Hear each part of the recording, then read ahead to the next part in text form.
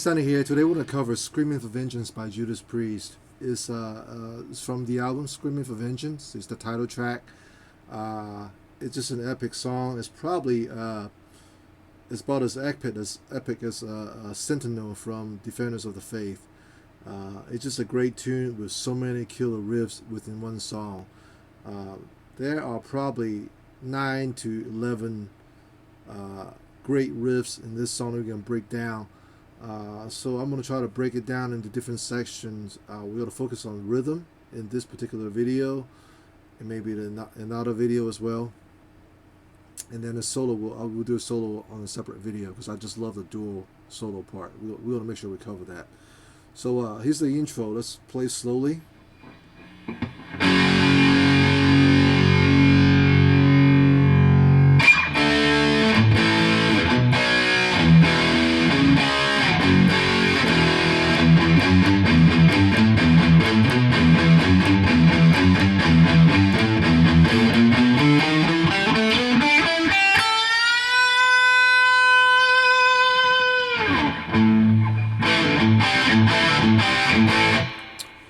So this all power chord. The first part is all power chord. Is F sharp power chord. You hold it for 4 measure, or 2 measure. I'm sorry. And then you play the D power chord 1 time, and then the A power chord at 5th position. So you build it 1 time, and the second time you play the chord, and then. And you play the B power chord at 2nd position at the A string, and then open E power chord, and then C sharp power chord, which is the 4th fret position at the A string, and then the 2nd fret on the E string position, the F sharp power chord. It ends on the E chord. Again.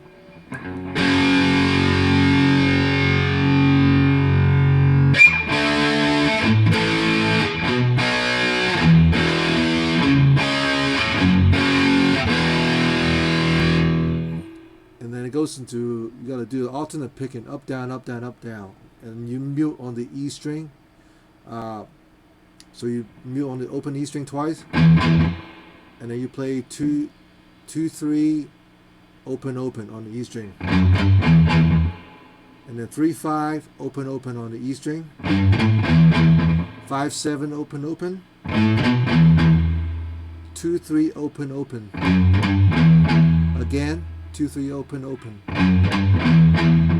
3, 5, open, open.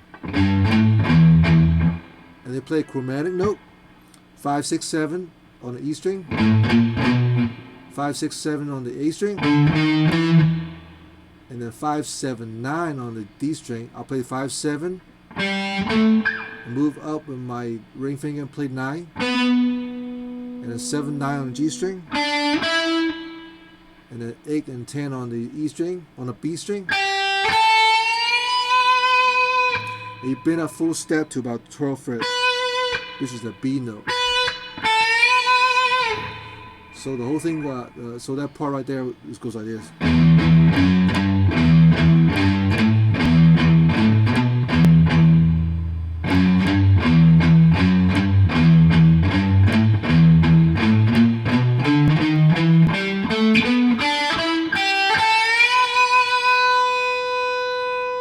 Make sure you mute the string, but you don't want to completely mute it. You want to kind of slightly mute the string so you get that.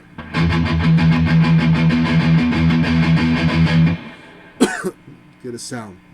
So again, the whole thing's intro slowly.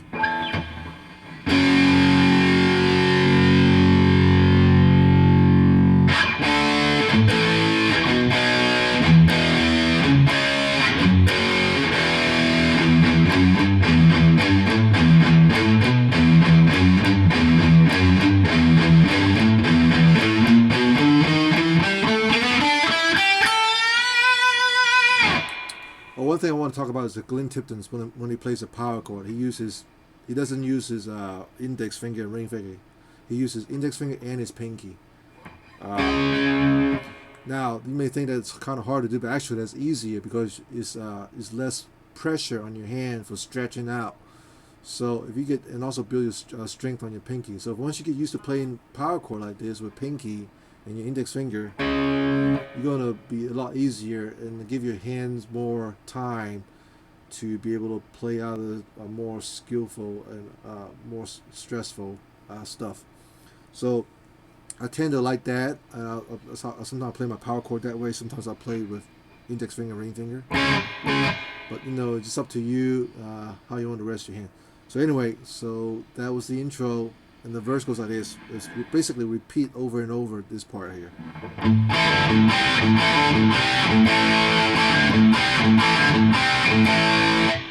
So what I'm doing is I play the second fret on the D and G string, and then pull off open D and open G. And then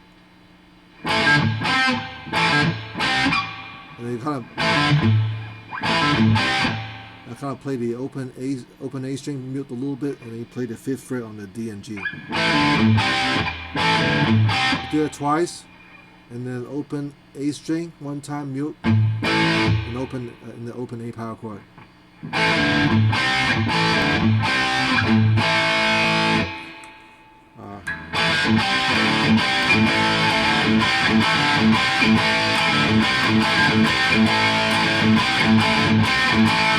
So when I play the 5th fret on the D and G string, I use my ring finger and my pinky.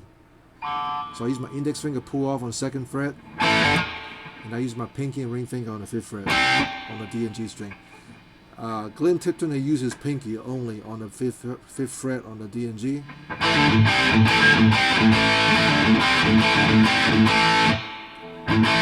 So it's up to you how you want to do that part. So that's the verse. And the last time you played a verse before we go to the next riff, you only play one time on the A. Instead of playing, because you can only play one time on the A chord without muting the A string first. So it's not going, it just goes. So.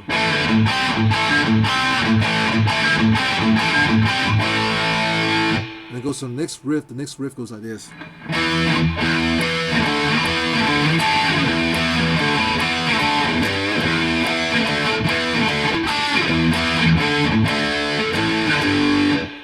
It's all power chord. That's a sus4 in there on the D chord. So you play the open E string, and then E power chord at the 7th position, D power chord at the 5th position, E again, D again, and you play a 7th fret of D and G, and 8th fret of your B string together. So that's a sus4 of the D chord.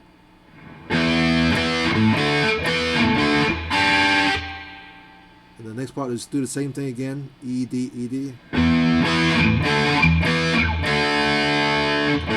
Open A string, and then 3rd fret on the E string. Bend it slightly, and then open E string again. You repeat that again. So far we have this.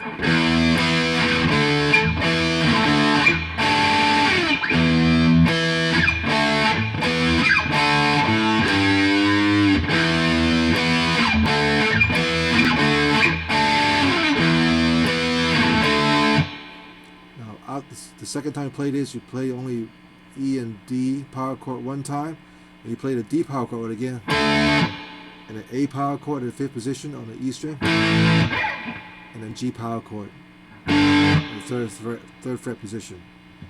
All right, so far we have this.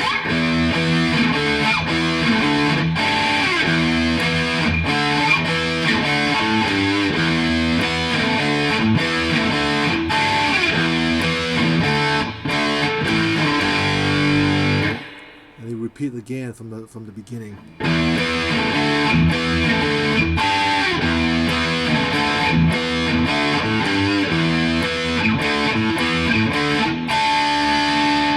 Right here's one different, little different than what we played before. It goes open E string again, and E and D power chord. You play the D power chord again, and then C power chord at the 3rd fret position at the E string. and you play the G power chord on the E string, the 3rd fret, and then you play really quickly the G power chord and the A power chord on the 5th fret. So this is the part where the chorus comes in. Screaming for vengeance. So next part it goes open A string 3 times, and you play the C power chord in the 3rd position.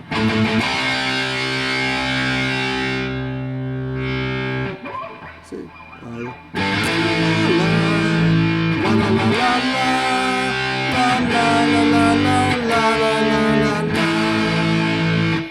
So it's just power chord. It's your G power chord, C at the 3rd fret, and then D power chord at the 5th position, and then A power chord.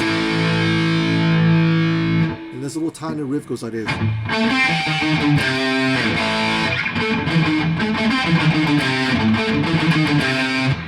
So what I'm playing is I'll play the D7, G5, and I use my middle finger and index finger and play this 7 and 6th fret on the A string. And I'll shift my hand down, use the same 2 fingers, 6th and 5th fret on the A string, and the 8th fret on the E string, on my pinky, and the open A chord.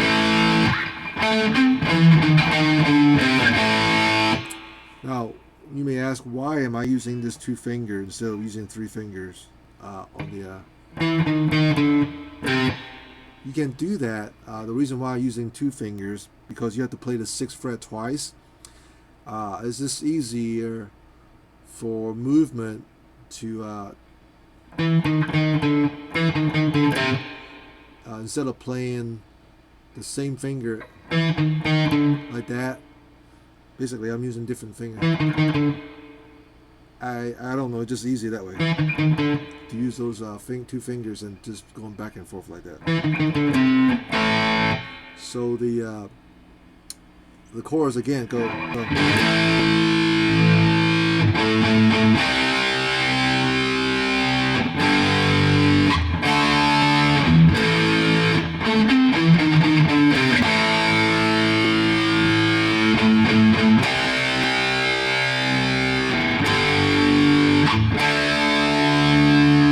Part.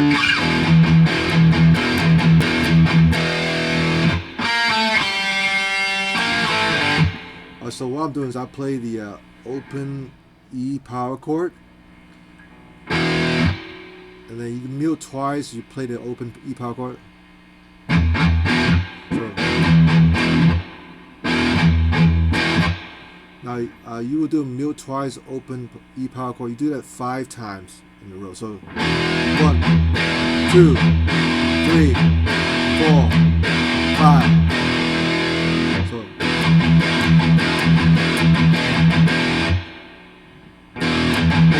2, 3, 4, 5. And then you play the 3-2 open string on a G. If you have a whammy bar, you bring it down. Wow. And then you play it again on the 3rd fret. You'll play D and G string together this time. 2nd fret D and G, open D and G. It goes back to the verse.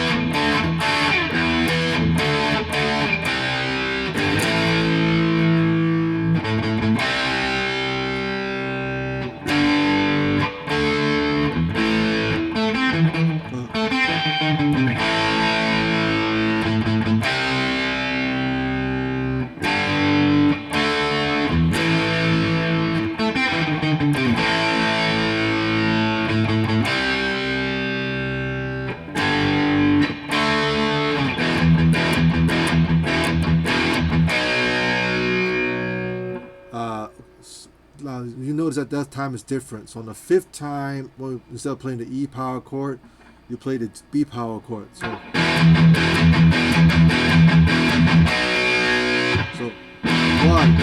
2, 3, 4, 5, B power chord.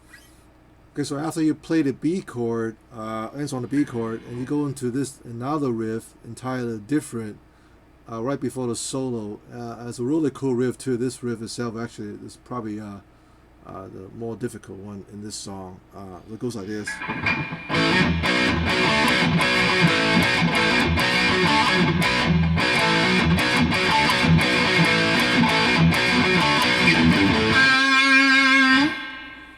It's just a lot of repeat. That's why the hardest part is to kind of memorize it. So if you slow down, it goes like this. It's all seven. It's on 7th fret on the D and A and G. I'm sorry. Start over. On the 7th fret of A and D string. Hammer on the 5th fret of A and D with my ring finger and pinky. Okay. As soon as you do that, you stop. And you play the 9th fret on the A and D again. You play the, and then you play the 9th fret of A and D, 7th fret of D and G, and the 9th fret of A and D again. So. And the dead stop for 8th note, and then you play the 9th fret on the A and D again. Hold it for about quarter note. You play the 9, 7, 9th fret of D and G. I'm sorry, A and D. 7 on the A and D. And back to this 9th fret on the A and D. So far we have this.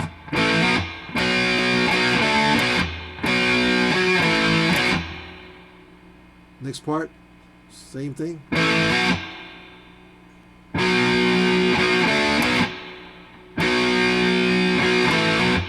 So now that's a little different. You got a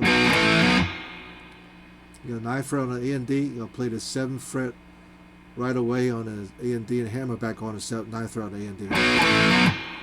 All right, so far we have this.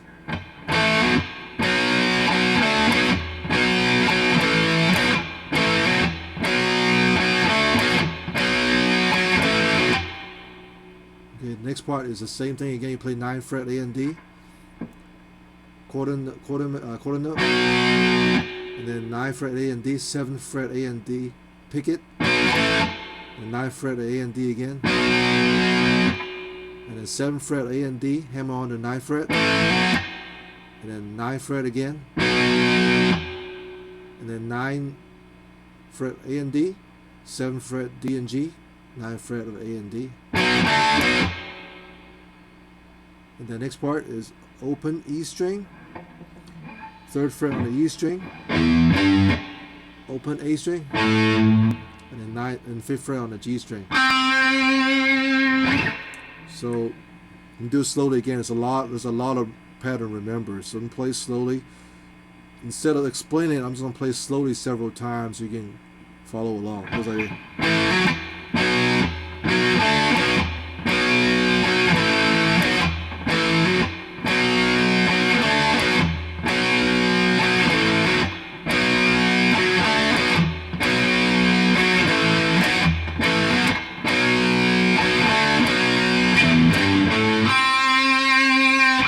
Again.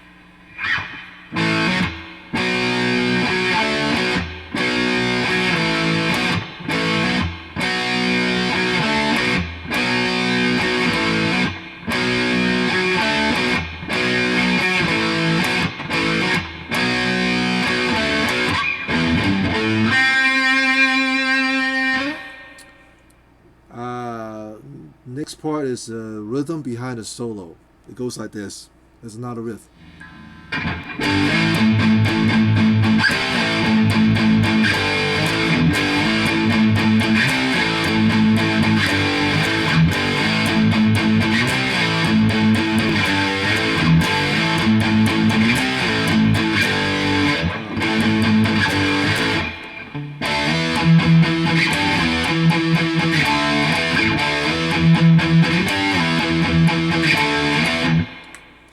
It's the same pattern. You play different notes. So what I'm doing here is I play the G power chord at the 3rd fret position, slide up to 5th fret, A power chord, and you play the power chord 4 times, and they play the 8th fret power chord, which is a C power chord at the 8th position, slide back down to 8th power chord at 5th position, and you do 4 times again, and then G power chord and A power chord. So again,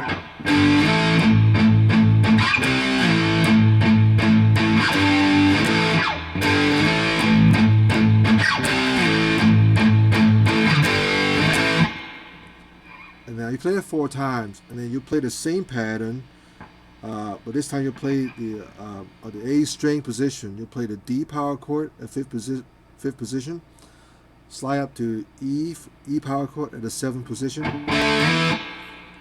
4 times. You play the G power chord at the 10th position on the A string, slide back down to E power chord 4 times again, and then D power chord, E power chord. So again, it goes like this.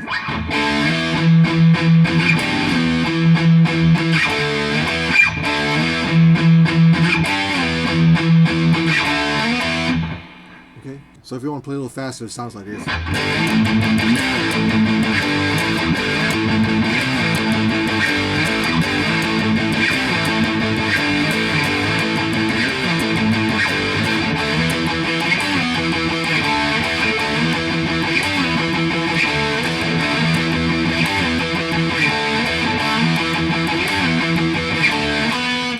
And that goes in a dual solo part, and we'll cover the solos in a separate video. There's also several riffs right after that too as well, but we'll cover that in another video. Thanks for watching.